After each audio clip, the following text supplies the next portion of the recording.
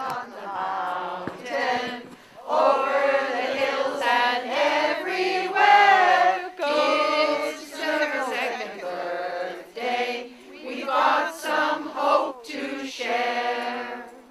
Kids live in far-flung places with HIV and AIDS, need help that we can give them with pills generic made. Building for our leaders, it's called C398, can get the treatment flowing before it is too late. Go tell it on the mountain. Could you tell me what you're doing here today? Yes, we are gathered here today to try to send a message to Ottawa to pass Bill C398. And this is a bill that will reform the Canadian access to medicines regime and allow generic drugs to be made in Canada and shipped to countries where they need it.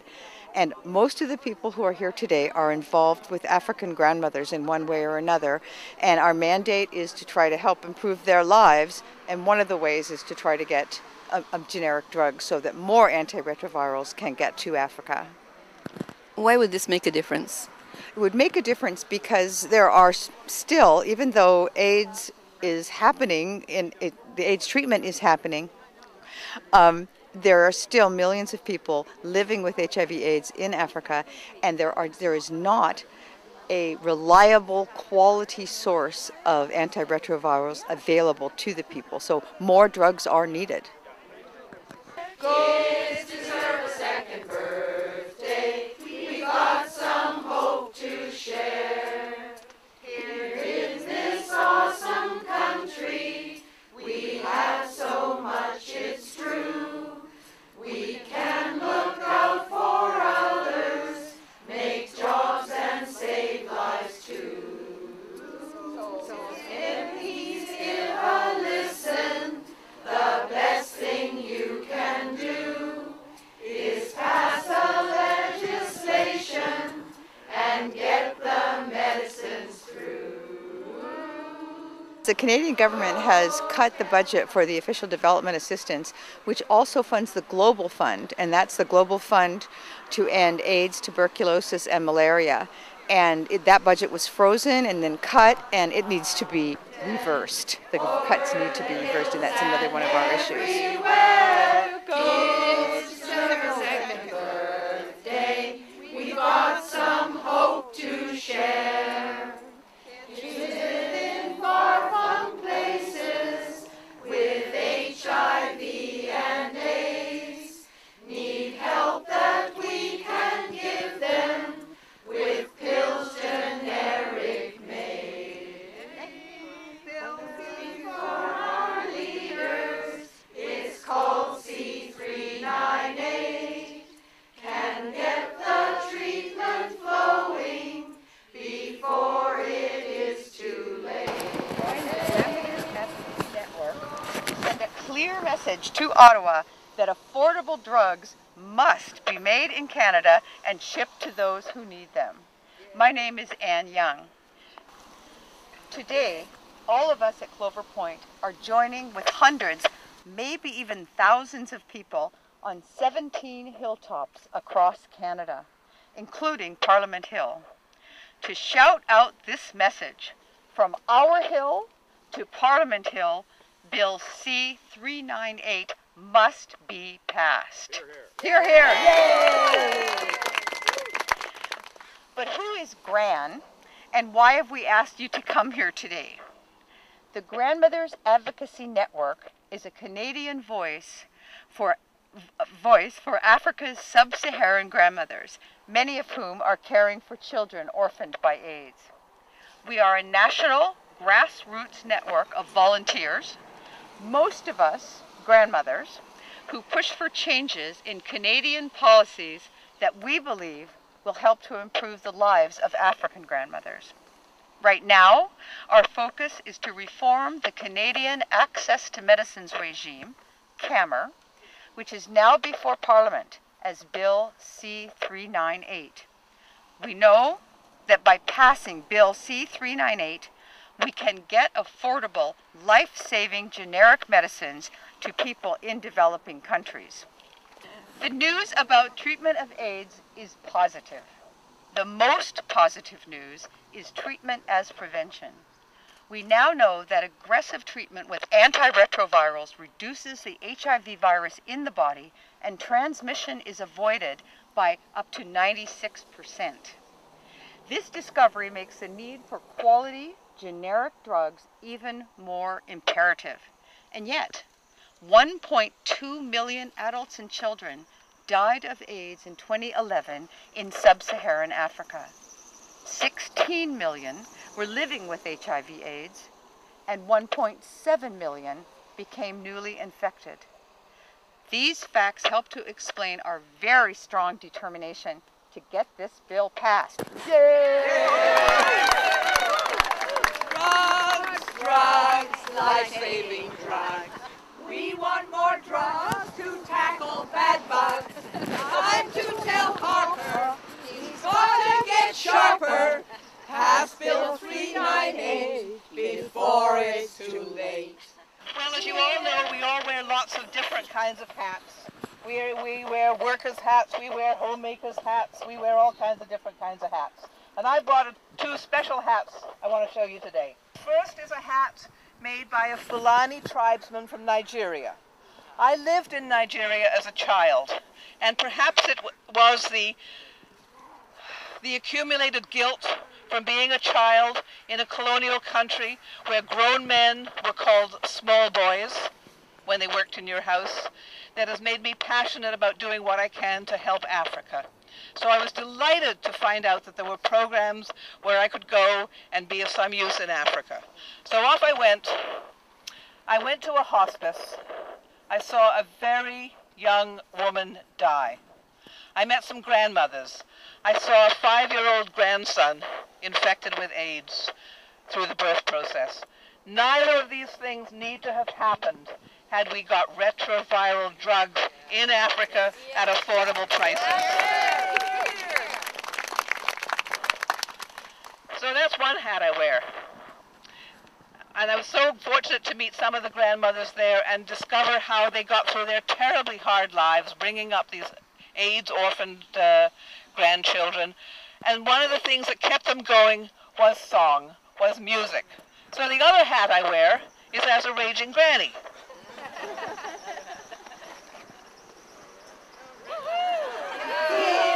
Hear Africa's plea. They need to see help from you and me. We're telling our MPs, listen up now please. We shout from our hill, you must pass that bill. Thank you very much for everybody who has come out to today in this foggy but rainless weather. I really do applaud you all for, your ongoing advocacy, the Grandmothers Advocacy Network. I know a lot of grandmothers. I've come to know a lot of grandmothers in Tanzania, and when they hear about this effort from me, they will be delighted, they will be reassured, and it gives them enormous hope to know that despite so many other pressing, crushing issues around the world, that people are still very much immersed in this issue and providing support. So thank you for all being here today and thinking about this issue today. I am a nurse. I work in home and community care here in Victoria. When I'm not doing that, I'm busy working with an organization, Canada-Africa Community Health Alliance out of Ottawa, a bit of a mouthful. And that was an organization I went to Tanzania with and worked for a year with my husband and my family and my 3 kids. And it was there, and in the subsequent years in which I return every year, I've come to know that community, and what HIV and AIDS has done to transform life for those people in that community. I think we all know the statistics. I don't think I'm telling you anything that you don't know when I say that 34 million people in the world still have HIV/AIDS. That we've already lost 30 million people in this world to this disease, that we have currently, 16 million AIDS orphans, and that number is likely to increase, as we know from projections. We have 7,000 new infections daily still, despite all the inroads and all the advances and all the rollout of treatment and prevention. We have currently, the most recent stats I could find were 8 million people on treatment worldwide, with a goal to increase those rolls to by another 7 million to a total of 15 million by 2015. That is the stated goal. That is the express goal. So those are some hard-edged statistics. They are statistics, but let me just take you to Kilimanjaro, where I've had the great privilege of partnering over the last 5 years. I go there to work at an orphan program, as I did when I was living there for the year, and I continue to just help support that program. We have about 50 kids that we support through a small umbrella project I do. Together in that community supports about 250 kids at a cost of about 50,000 Canadian per year. They support those children with food, primarily with schooling, which is the great normalizer for kids who've suffered as much trauma as many of these kids have suffered. Tanzania has a HIV prevalence rate of 7%. Now you might think that is, you've heard worse, and I've heard worse prevalence rates, but I recall there thinking many times, if this is what 7% looks like, I don't know that I could see 35% prevalence. That there are disruptions to children and families and systems, health systems, educational systems, productivity, farmers, food production. So many challenges, but I do have the gift of working closely with people on the ground in grassroots, and so the grace and the welcome of Tanzanians has been really quite overwhelming, and there's a very positive feedback mechanism at play for me, because I am so well tended when I'm there and greeted, and it is very mutual, our relationship. But I'm thinking of one boy in particular named Riziki, who is a full orphan. The term in Africa is OVC, Orphan or Vulnerable Children, and that is a continent-wide term. And I met this young boy, Riziki, who had no options. He had come to the hospital as a last resort to see if he could find a way to get into school, and it's haunting to meet kids with flat affect and a very hopeless outlook and not much life in their eyes. And we were fortunate enough to get him into school. He's in secondary school, actually, and I have seen that child blossom into a loving, invested, curious child who stands up straight now and looks me in the eye, can make eye contact. And he has progressed extraordinarily with the support of the Canadian community NGOs, the support on the ground at the hospital that we work at there with the Tanzanian health teams there. But there are many stories of people who have been provided assistance, and he is one that has warmed my heart. Education's not free there. It's a huge burden for all families, particularly HIV-affected families, and the grandmothers have a very difficult time gaining income. Most Tanzanians, 90%, live on $2 a day. So if primary school is $50 Canadian per year, and you have 5 children who need to go, I'll let you do the math. It's impossible.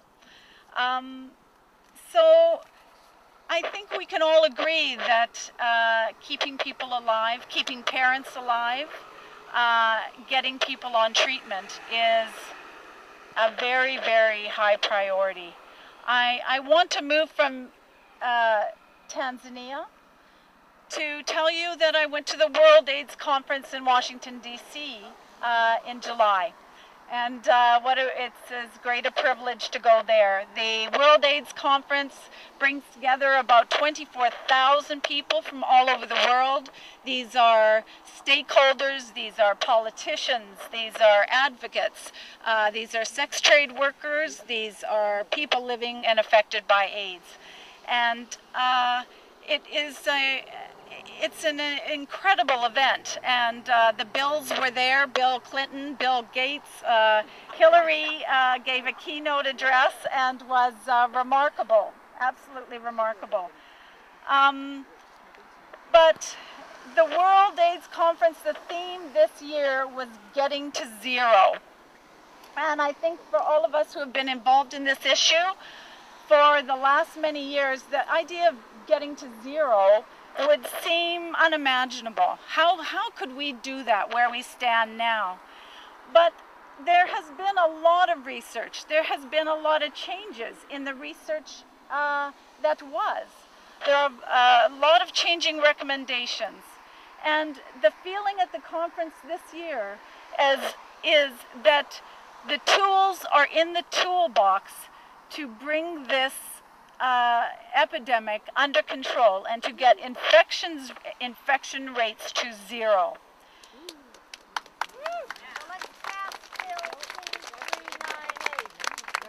And that is absolutely a key piece of the puzzle, because one of the most significant bits of research that came out in 2011 was treatment. It consolidated that idea of treatment as prevention. Now that's not a little thing. People who are treated with ARVs have a reduction in their viral load, almost to negligible levels, and in 2011, research showed that there was a decrease in the risk for transmission by 96%. You already had mentioned this. This is phenomenal. And so you had camps that were calling for money to be allocated to prevention, camps that wanted money to go to treatment, and now we are one. Treatment is prevention, and that is one of the biggest tools in the toolbox to get HIV under control to an incidence, zero infection rate. A long way to go, but very inspiring conference, and all leaders are really on board with being very aggressive in rolling out well-organized treatment, multi-disease TB treatment with HIV treatment, getting people on treatment earlier, far earlier than ever before, getting children on treatment right away, not waiting for a 200 CD4 count, treating AIDS for TB patients right away, not delaying. So many positive outcomes and hope, a great deal of hope came out of that conference. I just wanted to thank you for being here on this damp knoll, thinking about this issue, and it is clear that there is one way to get more people on treatment, to provide prevention, increased prevention for transmission, and that is by getting people on treatment with meds that are affordable. It's been done before. The Clinton Foundation is one of the first to bring med costs down dramatically, has made international agreements so generic manufacturers can produce those meds, and the early rollouts that happened were largely thanks to those endeavors. So this is Canada's time to step up. It's our time to step up, and yes, let's bring home Bill C 398.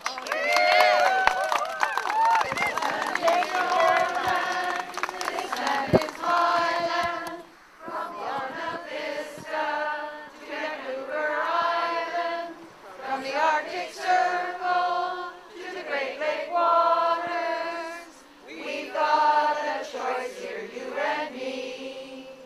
All around the planet, there are people living with grace and courage and spirit of giving, but they're tackling sickness without treatment access. We've got a choice here, you and me.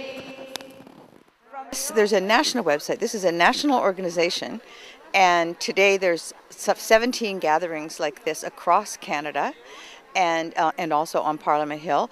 And so the national website is grandmothersadvocacy.org, and it's an excellent website. Good. Well, thank you very much. Thank you very much for helping us.